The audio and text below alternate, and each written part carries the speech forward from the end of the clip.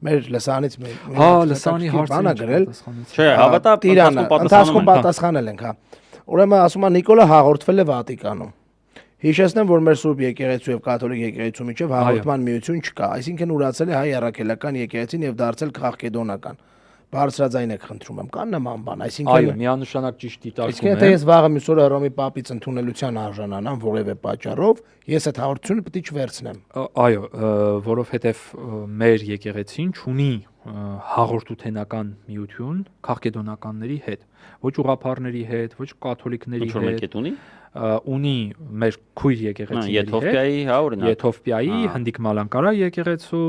Ղպտիների եկեղեցու, Ասորի եկեղեցու եւ Էրիթրեայի եկեղեցու։ Տեսեք, հաղորդությունը վերցնելը նշանակում է ընդունել ամբողջապես իրենց դավանանքը։ Մեր հայրերը նահատակությամբ արյուն թափելով չեն հաղորդվել։ Եթե դուք տեսնեք, թե մեր հայրապետներին գերի էին տանում, տանջում էին, բան, որ իրենք հաղորդվեն, չեմ անցնի ազատ գետը մեր հայրապետներից մեկը ասել է, չեմ ուտի ձեր փռի հացը եւ չեմ խմի ձեր ջրախառն տաք գինին։ Այդ մեր հայրապետներից մեկի արտահայտությունն է։ Կաթոլիկները նաեւ հաղորդության մեջ ջուր են խառնում, այսինքն մեզ համար դա էլ ընդունելի չի։ Գինու մեջ ջուր է խառնված, այսինքն քո եկեղեցու ծեսին, հետո իրենք տալիս են առանձին մարմինը բան, այնտեղ լիքը դավանական տարբերություններ կա։ Արի էսը կքննարկենք, էլի էքսպերտից, հետո Պապի անսխալականության վարդապետություն կա,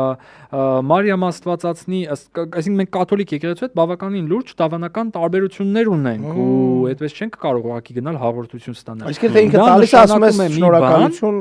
Չէ, հիմնականում գիտեք, հա, դու շատ հարգալից ասում ես, ես ուրիշ եւ իրենք էլ մեզ մոտ հաղորդություն չեն սա։ Մի հատ շատ կարեւոր բան հիշեցնեմ, երբ որ Ֆրանցիսկոս Պապը եկավ Հայաստան, ներկա գտնվեց Գարեգին II կաթողիկոսի պատարագին, եւ հետո Գարեգին II կաթողիկոսը ներկա գտնվեց Ֆրանցիսկոս Պապի պատարագին, իրենց մեջ չի եղել հաղորդություն։ Ոչ Գարեգին II-ն է ճաշակել հաղորդություն Հռոմի Պապի ձեռքից, ոչ Հռոմի Պապն է ճաշակել հաղորդություն Գարեգին II-ի պատարագի ժամանակ, բայց ներկա են գտնվել, անշուշտ աղոթել են միասին, էկումենիզմը կա, կապը կա, թշնամիներ չենք բացառում միմյանց փրկությունը։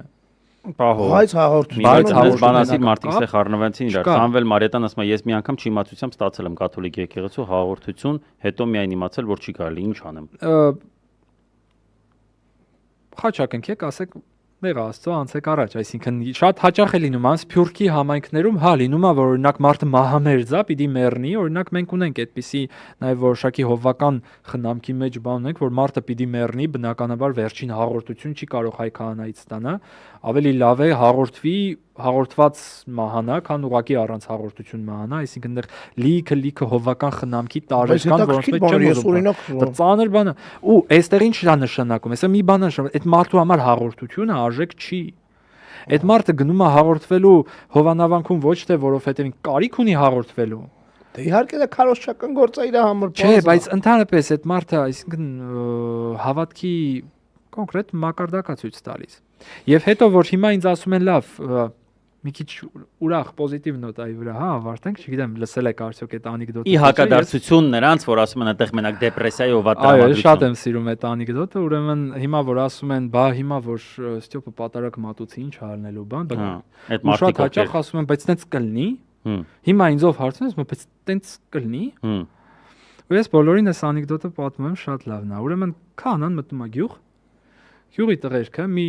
թաս մածունով sense գալիս են քահանայի մոտ, ասում են՝ «Տեր այր, մածունով պատարակ կլինի»։ Տեր հայրը նայում ասում է՝ «Ժողովուրդ գժվել եք, ոնց մածունով պատարակ, չէ, իհարկե չի լինի»։ Ստղան ասում է՝ «Բա մենք նոր արեցինք, եղավ»։ Այս տրամաբանության մեջ են իրենք, հասկացեք, sense անում են լնում է։ Լավն է, շատ լավ։ Բայց հոգևոր խորհուրդ տենց չի լինում։ Հիմա որ ասում է ժողովուրդը ձեզ կարկալույց է հրճակել, արել է, եղել է, տենց ժողովուրդ, բան, ընդ որ մետ էլ ինչ որ լղոզված մի հատ, ասում է կաթողիկոսին մենք տենց կարկալույց ենք։ Եթե կաթողիկոսը կարկալույց է, ուրեմն Ստյոպը սկիչի էլ ձեռնադրվել, չէ։ Ինչպես եւ բոլոր մնացած քահանաները։ Որա ճիշտ է։ Հիմա այսինքն Ստյոպին ձեռնադրողն ով է։ Ամենայն հայոց հայրապետն է, ամենայն հայոց հայրապետի ձեռնադրած եպիսկոպոսն է։ Ձեզ մկրտողն էլ ամենայն հայոց հայրապետի կողմից ձեռնադրվածը։ Այդ Մյուրոնն էլ ամենահայոց կաթողիկոսի կողմից օրհնվածը։ Ինչի մասին եք դուք խոսում, ում մայլեն եք եկել մեջից լենքանդր բազություն կենեք արդեն լենա ուշ է արդեն երկուսից հետո լենականցին գալիս է այսպես պայտակ շատ տգետ են ու այդ տգիտության մեջ համառ են ու դրա համար անդադար իրենք բախվում են ինչ որ խնդիրների ու չեն կարողանում լուծել թե լավ հիմա ստյոպին ով է ձեռնադրել ու այդ ձեռնադրությունը վավերական է թե վավերական չի